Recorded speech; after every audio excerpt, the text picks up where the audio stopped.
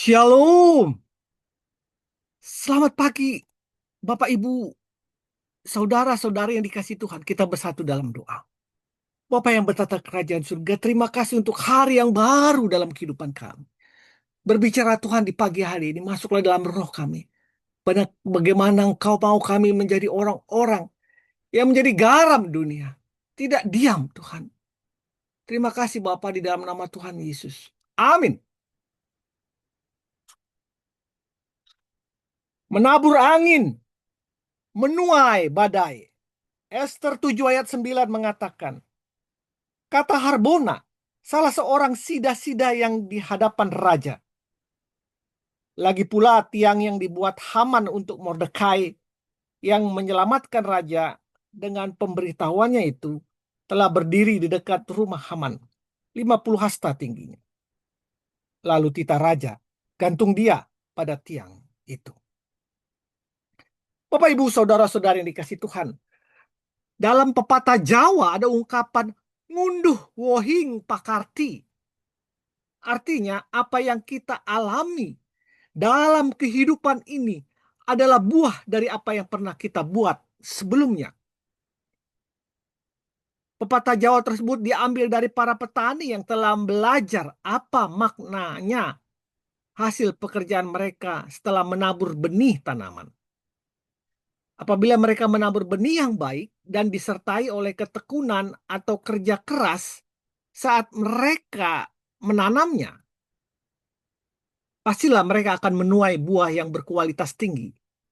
Sebaliknya, jika mereka bertindak sembarangan dan tidak cermat memilih benih tanaman yang berkualitas serta tidak merawat dengan ketekunan, maka hasilnya adalah kegagalan. Bapak, Ibu, saudara-saudari yang kasih Tuhan, cerita Haman ini seorang panglima yang diberi kekuasaan oleh Raja Ahasweros bersikap angkuh. Dan apa yang dia alami waktu dia melihat salah seorang prajuritnya atau bawahannya tidak hormat kepada dia. Dia marah, sakit hati, bahkan ingin membunuh orang tersebut. Bahkan seluruh bangsanya, yaitu Mordekai, paman dari Esther. Haman marah sekali dan berencana jahat untuk membunuh Mordekai dengan berbagai cara. Bahkan tidak hanya Mordekai, tetapi juga seluruh bangsa Yahudi.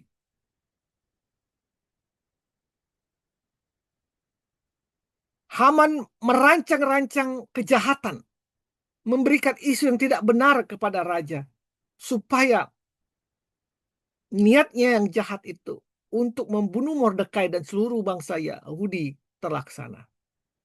Karena sakit hatinya Mordekai tidak hormat kepadanya. Bapak, Ibu, saudara-saudari yang dikasih Tuhan, kita bisa melihat akhir cerita bahwa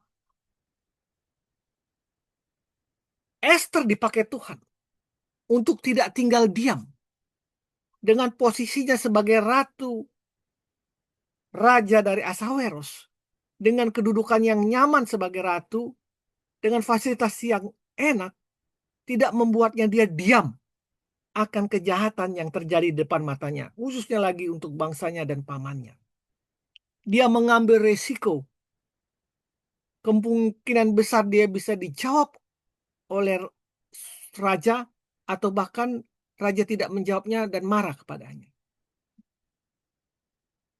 dan memberikan hukuman. Dan apa yang terjadi? Raja menjadi sadar dan akhirnya Haman lah yang digantung oleh Raja Ahasweros.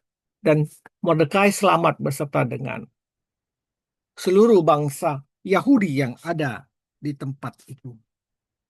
Bapak, Ibu, saudara-saudari dikasihi Tuhan, kita bisa melihat dari sini satu sisi, yaitu Esther selaku ratu dari kerajaan Ahasweros.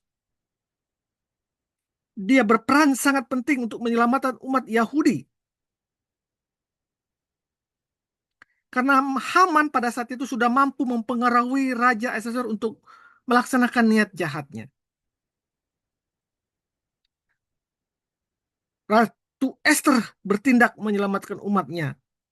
Dan akhirnya bangsanya dan Ahasuerus selamat. Kita bisa lihat di sini bahwa Ratu Esther tidak bersandar pada pengertiannya sendiri. Bangsa Ratu Esther menyadari bahwa bangsanya sedang berada dalam bahaya. Karena itu dia mengandalkan kekuasaan Tuhan dan tidak memilih berdiam diri, menikmati statusnya sebagai ratu. Itu juga bisa terjadi, kita lihat pada peristiwa Oskar Schindler yang berdarah Jerman, yang mengolah amunisi senjata. Posisinya sungguh enak dan dia kaya raya. Tapi pada waktu dia menyaksikan umat Yahudi dibantai oleh tentara Hitler, dia tidak tinggal diam. Tergerak hatinya. Ia tidak sekedar sedih dan prihatin. Lebih daripada itu, Oskar Schindler menggunakan seluruh harta miliknya, kekayaannya untuk menembus sebanyak mungkin nyawa orang Yahudi agar mereka tidak dieksekusi oleh tentara Hitler. Akhirnya Oskar Schindler mampu menyelamatkan sebanyak 1.200 orang Yahudi dari peristiwa Holocaust. Apa yang dia tabur? Seorang yang berhati mulia akan termatrai di dalam sanubari sesamanya. Sekalipun dia telah wafat, tetapi seluruh jasa dan pengorbanannya terus dikenang. Sama seperti Ratu Esther, Oskar Schindler dapat juga berdiam diri dan memilih menikmati fasilitas kekayaan atau hasil dari keuntungan bisnis pabrik amunisinya. Namun, bagi Oskar Schindler maupun Ratu Esther, apa arti status sosial yang serba terhormat dan fasilitas yang berlimpah bila mereka memiliki sikap yang tidak terhormat karena mementingkan keselamatan diri sendiri? Mereka hadir di dalam dunia untuk menabur kasih dan keselamatan Allah, bukan menabur malapetaka bagi sesamanya. Itulah sebabnya Allah menganugerahkan kehormatan dan kemuliaan yang kekal kepada mereka. Sekalipun mereka bukan seorang rohaniawan atau iman, tetapi pribadi mereka dipenuhi oleh kasih, pengabdian yang sempurna, pribadi yang memancarkan kemurnian hidup. Bapak, Ibu, saudara-saudari yang dikasihi Tuhan, renungan pada pagi hari ini mau mengatakan kepada kita pribadi lepas pribadi. Kemurnian hidup, kasih itu merupakan pancaran jiwa yang terdalam. Hati yang suci dan hidup yang benar senantiasa memancar keluar bagaikan air mata air, bagaikan kaca prisma. Bagaimana mereka mengubah, membalitakan sinar yang putih menjadi spektrum warna pelangi. Apabila hati kita suci dan benar, maka hidup kita akan memancarkan berbagai dimensi atau pelangi dari sisi kasih Allah. Mari Bapak Ibu, saudara-saudari yang dikasihi Tuhan, siapapun Anda pada hari ini, firman Tuhan berkata kepada kita, siapa yang menabur kemurnian, siapa yang menabur kebaikan, akan menuai kebenaran. Sebaliknya, siapa yang menabur angin akan menuai badai. Karena hatinya penuh atau jauh dari kemurnian hidup. Hati seorang yang bengkok akan menghasilkan berbagai manipulasi, berbagai kelicikan dan kecemaran. Mereka akan menjadi batu sandungan bagi sesamanya. Tapi hati yang murni itu akan menjadi kesukaan bagi Allah. Mari kita bersatu dalam doa. Bapa yang bertata dalam kerajaan surga, ajar kami Tuhan dalam kenyamanan kami, dalam sejahteranya hidup kami. Kami boleh Tuhan tidak diam.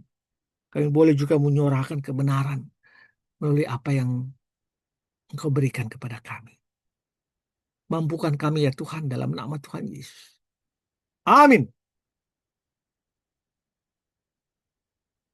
Persiapkanlah seluruh kehidupanmu dengan melakukan dan menabur kebaikan. Selamat pagi, selamat berkarya. Tuhan Yesus memberkati kita semua. Amin. Amin. Amin. Amin. Amin.